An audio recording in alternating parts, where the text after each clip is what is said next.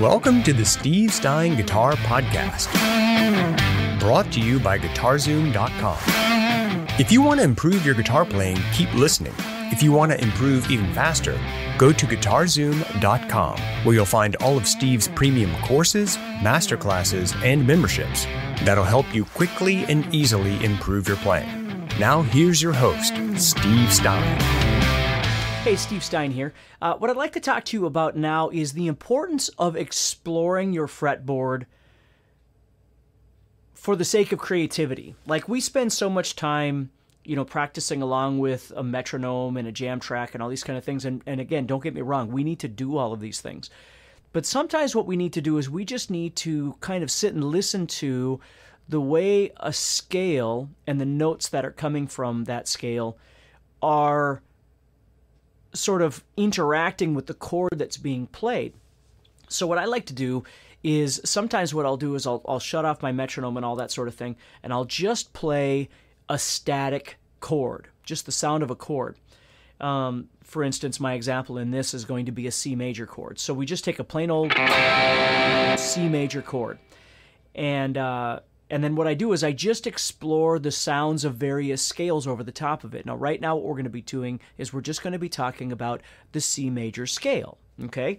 Now, if you know the C major scale, again, you might know it in different positions on the fretboard, but let's just talk about that real quick. So what we're dealing with here are the notes C, D, E, F, G, A, B, and C. Now, I could just take those notes and just explore how they sound over this static chord, okay? So what I'm going to do is I'm going to start the little sound here for you. I'm using a program called Chord Pulse, ChordPulse.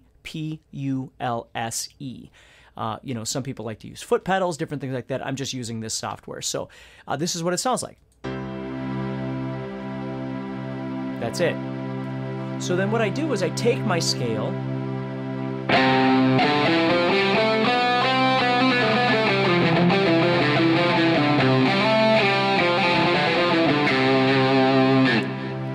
and I start exploring just playing through it. But here's the next level that I really want you to start thinking about, are the intervals that you're actually playing. Okay, so for instance, we know that this C major chord is comprised of a C and an E and a G, the root, the third, and the fifth, which are great. Those are very important notes for us to play. They're very important notes for us to emphasize, no doubt about it.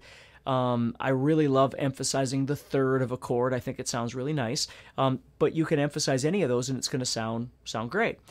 But let's think a little bit more about the non-chord tones that are being played. For instance, the second, which we can call the ninth, okay?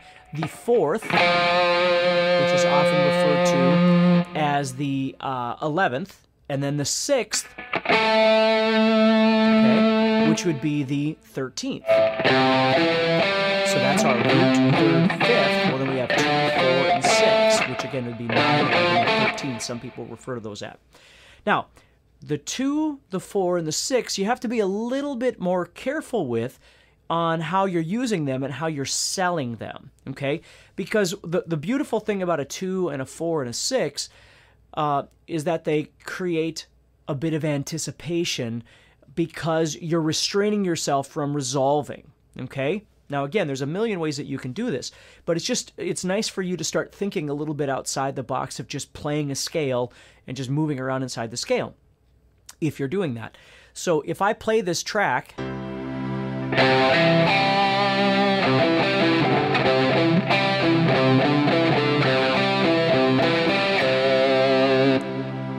and emphasize the root, the third, and the fifth, it's a fairly predictable sound.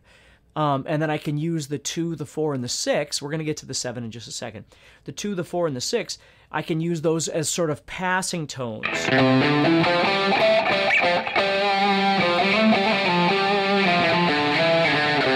To get me to the 1, 3, and 5. Okay? So let me show you that just a little bit.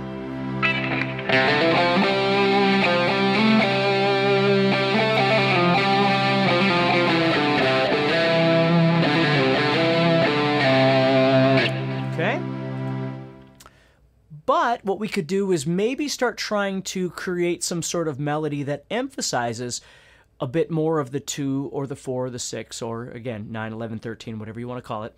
But let's also talk about the 7, the major 7, which is really, really important because that's a wonderful sound that this scale generates. So if I play 1, 2, 3, 4, 5, 6, 7... Now that 7 loves to lead to the root again.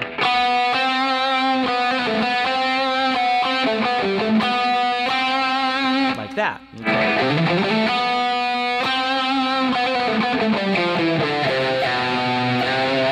So it loves to resolve back to the root, okay? But let me show you this. I'm going to emphasize the 7, but instead of just resolving it, I'm going to stay on that major 7 tonality, and you can kind of hear the tension that it creates.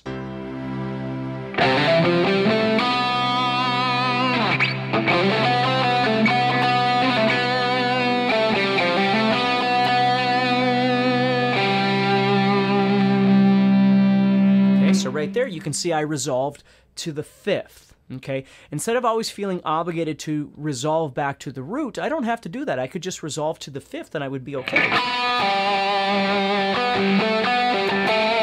And I've got the 6 sitting over here. So what I'm going to do now is I'm just going to explore these tonalities a little bit, not always just assuming that I want to go to the root, the 3rd, or the 5th, but kind of deal with the 2, 4, 6, and most certainly that 7 tonality as well. Now again, I'm just playing in C major. I'm just using C, D, E, F, G, A, and B. Okay? And if you know those in other spots on the guitar, which we'll explore in just a minute, that's fine too. But the trick is in your mind being able to separate the difference between what I refer to as meandering, which is a very important thing to learn how to do, and construction. Like right now, the trick is what you're really trying to do is you're trying to hear these different pitches against the sound of the chord that's being played. Instead of just playing for the sake of playing, and again, don't get me wrong, we all do it. What we're trying to do is figure out how these sounds are actually interacting with the chord and how we could use that to create melodies or whatever it is that we would like to do. So let me play the track again.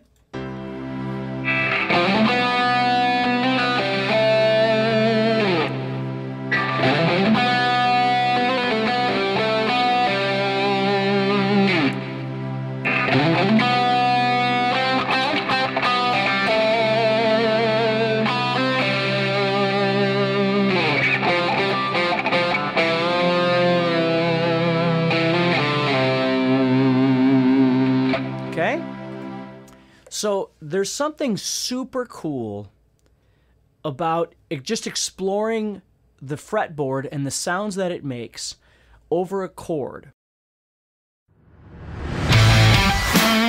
If you're enjoying this episode and you'd like to support the podcast, go to GuitarZoom.com and consider becoming a premium member.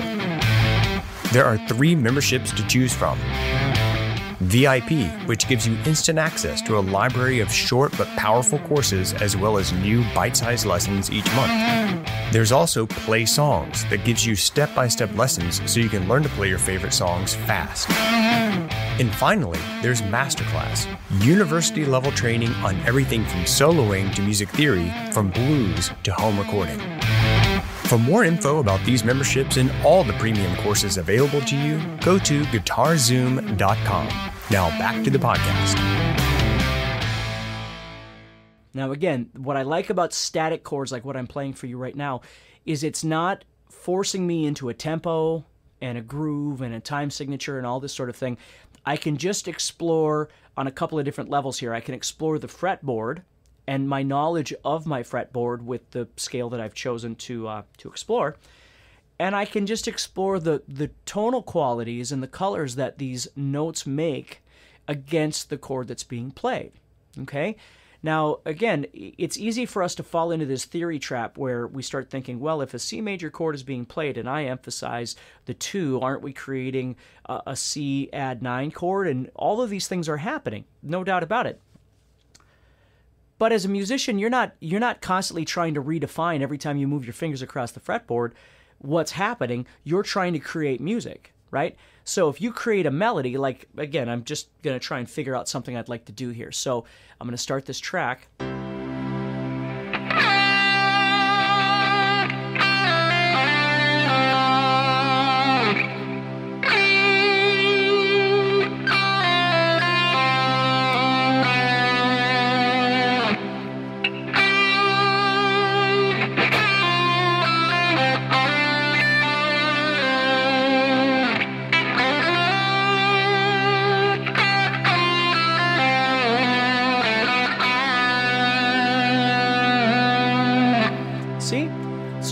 I can just kind of make something up and then kind of figure out what I'd like to do with it from there, okay? Now that leads to a whole other topic of conversation, but right now, the trick for you is to do exactly what I'm doing here in one of two ways. Number one, you're using this static sound, okay, to explore the fretboard, which I'm going to show you in just a second.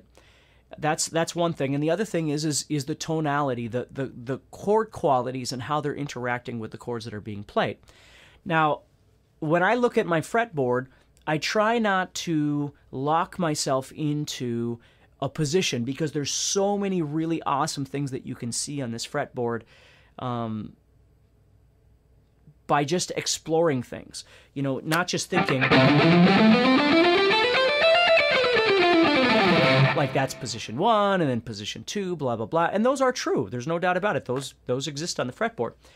But the more I can see the kind of the bigger picture, the completeness of the fretboard, the more freedom it gives me to explore movements both vertically and horizontally across the fretboard. And the more I start thinking about the notes that I'm playing, whether I'm thinking of them in terms of note names or I'm thinking of them in terms of intervals, that's entirely up to me. Whatever's going to work for me as I'm playing.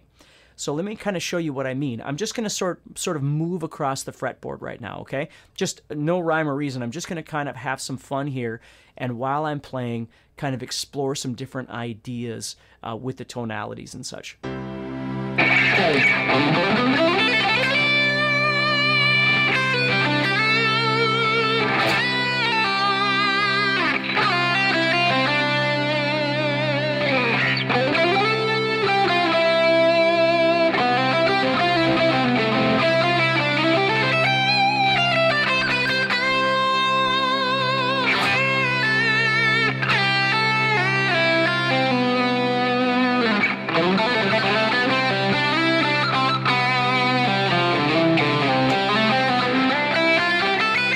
How that works? So the big thing here is as I'm doing this, I'm playing various different patterns and things, different shapes that I've explored, but I'm really concentrating on the notes that I'm trying to emphasize at the end of a phrase, okay?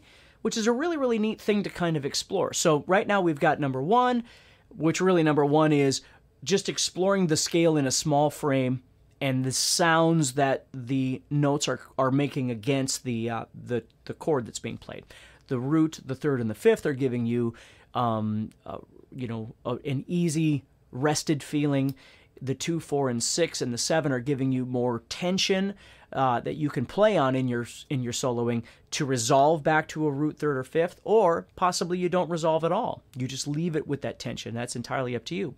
The second thing that you can do is just kind of explore the fretboard over this chord. So again, I'm not locked into a tempo, so I can just kind of have some fun.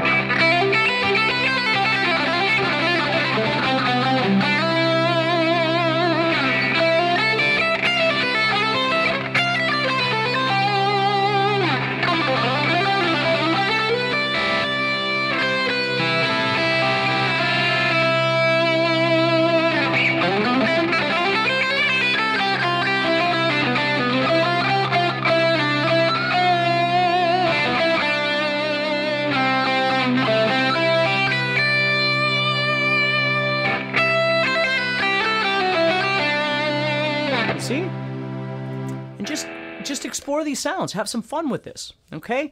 So what I'd like you to do for now is look at these two things and see how this might change up your perception of the fretboard. And I really, really, really want you to think about how the most crucial part of this is don't just keep defaulting to meandering.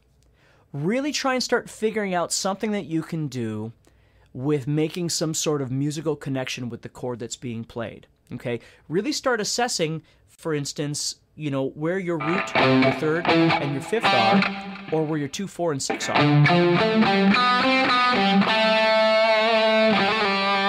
And what you want to do with that information.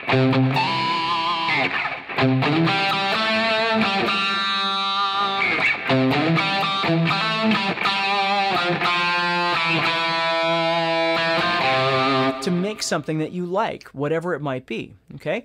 Now, you'll notice, too, that I'm playing a bit in this direction, which is vertical, and I love to play in this direction, which is horizontal. I love to just explore different sounds. If I know where my C is, that's my most predictable note, but maybe I'll go to it with a bend.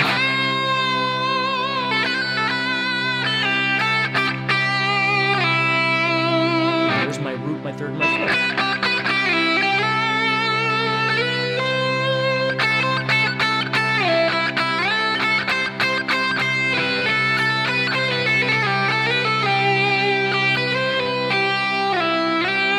But you'll notice how I like to play the stuff around it.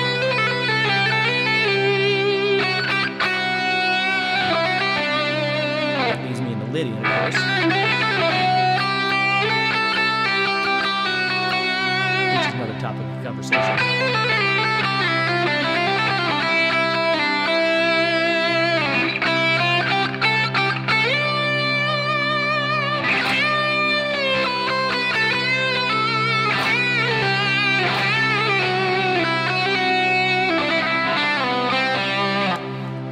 And you'll kind of see how my ear tends to lend me to this bit of Lydian sound, okay, by adding that F sharp in there. So again, if you don't know what Lydian is, don't worry about that. That'll be another conversation. But as I'm playing and I'm not locked into a particular chord progression at this point or a particular key, I can just explore and have some fun with these sounds that are being created. So I'm telling you, you could have some fun with this and really take advantage of the fact that you could learn more about your fretboard, more about the notes that are being played and how they interact with those chords by just slowing down a little bit and taking the time. So, I always try and tell students, yes, you want time every day to focus on technique and theory, and all these sorts of things. But this sort of thing, improvisation is really important.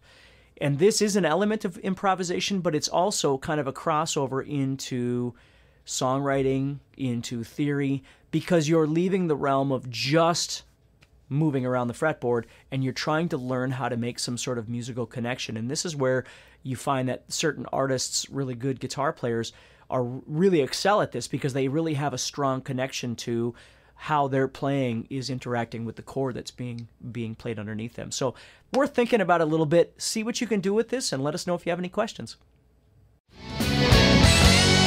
Next time on the Steve Stine Guitar Podcast.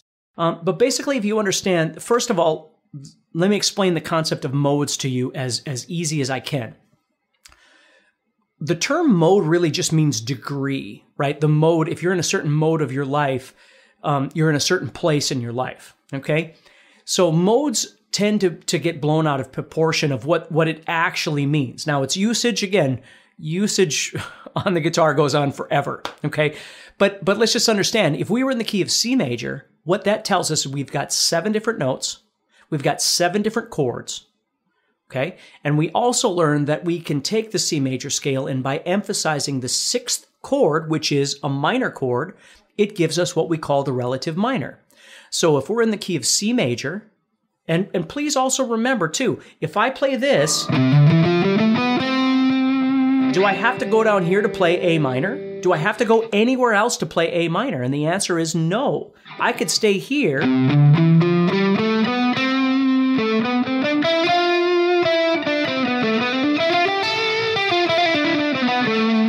Right? So the one thing that I try and get people to understand is understand the concept and stop trying to think of everything in terms of, well, this position is A minor, but this position is C major. If you're in C major, you're in A minor.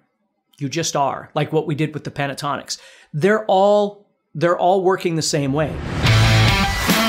Hey, Steve Stine here from GuitarZoom.com, and thank you so much for listening to this podcast. If you enjoyed this episode, can I ask you a favor? Please subscribe, leave a review, and share it with a friend. Your feedback means more to me than you'll ever know. And be sure to check out my YouTube channels where you'll find over 1,000 videos to help you with your guitar playing. Thanks again for listening. Stay positive, keep playing, and keep having fun. If you'd like some help with your guitar playing but you're not sure how to get started, go to GuitarZoom.com and look for the Help Me Choose survey. By answering a few simple questions, you'll get Steve's personal recommendation of the perfect course for you. All this and more is available for you at GuitarZoom.com.